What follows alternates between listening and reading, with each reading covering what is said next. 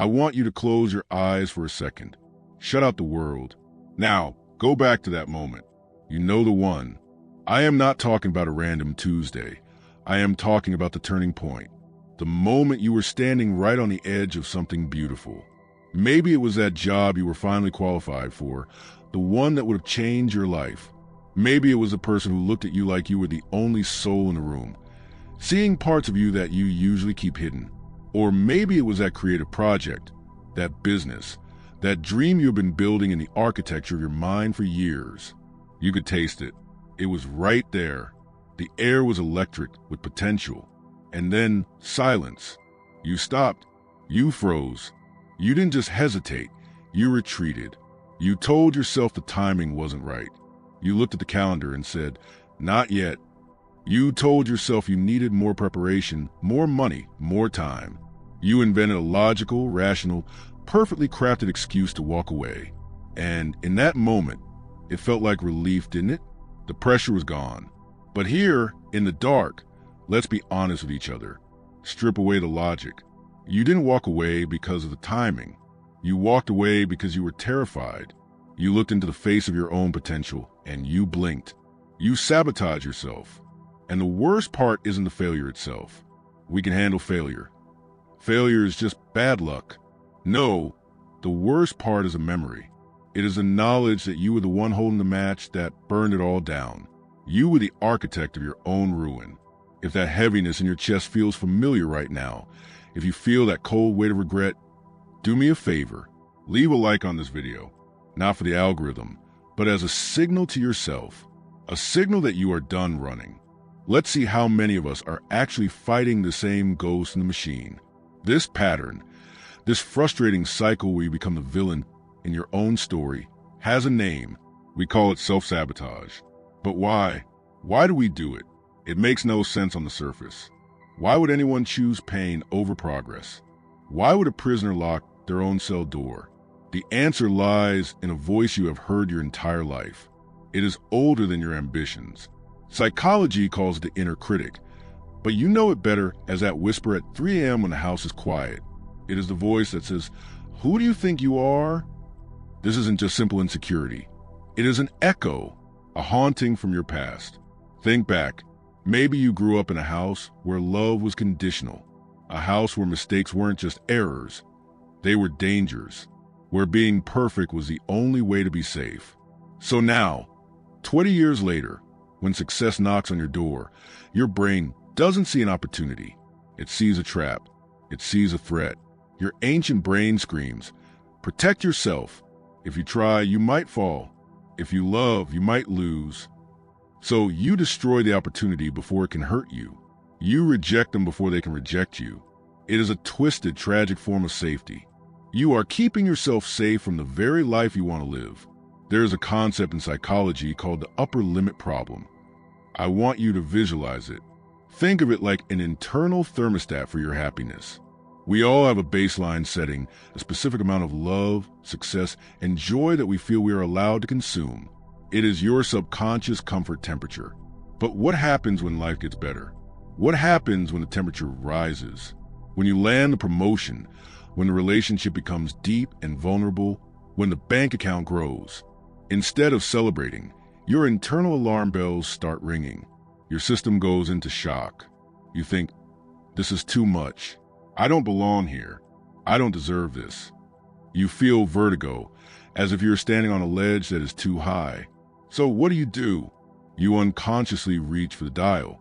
You create chaos to bring yourself back down to the freezing temperature you are used to. You pick a fight with your partner over nothing, just to create distance, just to feel the familiar ache of loneliness.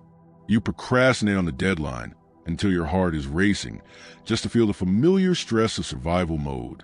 You return to misery because, strangely, the misery feels safe.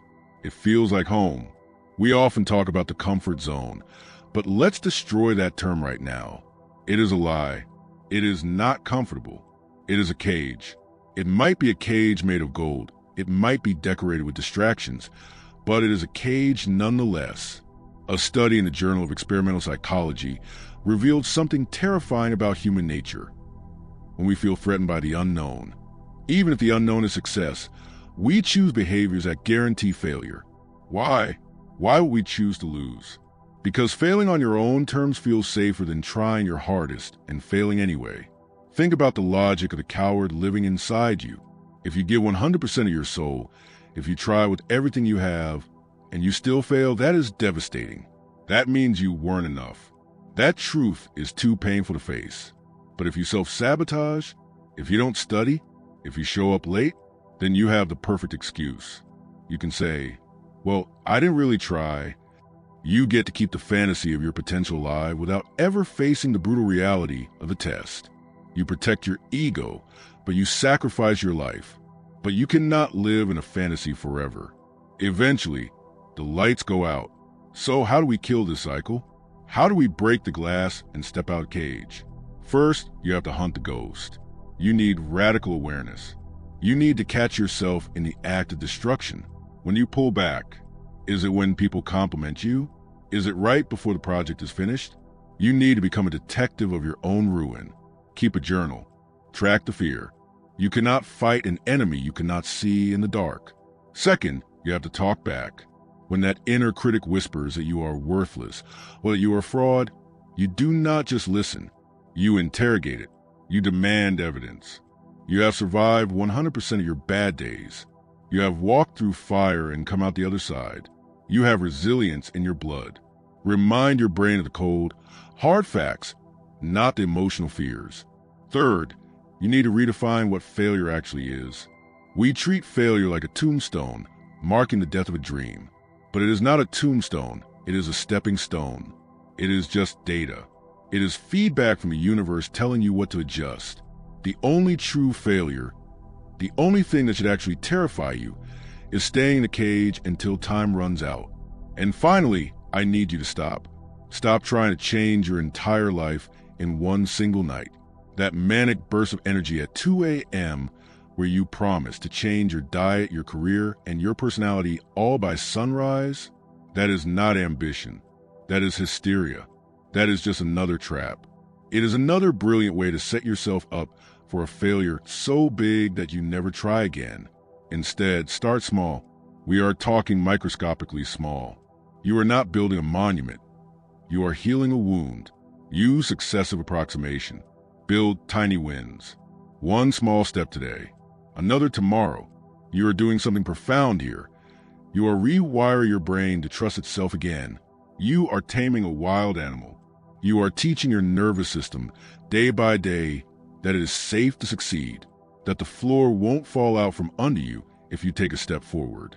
If you have walked this far into the dark with me, I have one last request. Go down the comments and type 3 words. I am ready. Don't just think it. Write it. Let that be your first actual step. Make it a contract with yourself. A physical declaration to the world that you are finished with the excuses. This is not easy work. Do not let anyone tell you it is. Unlearning a lifetime of survival instincts is painful. It is terrifying to let go of the defense mechanisms that kept you safe as a child. But hear me clearly. You are not broken. You are just stuck. And the door to that cage you have been living in, it isn't locked. It never was. It has been unlocked this whole time. You just have to be brave enough to push it open and step into the light.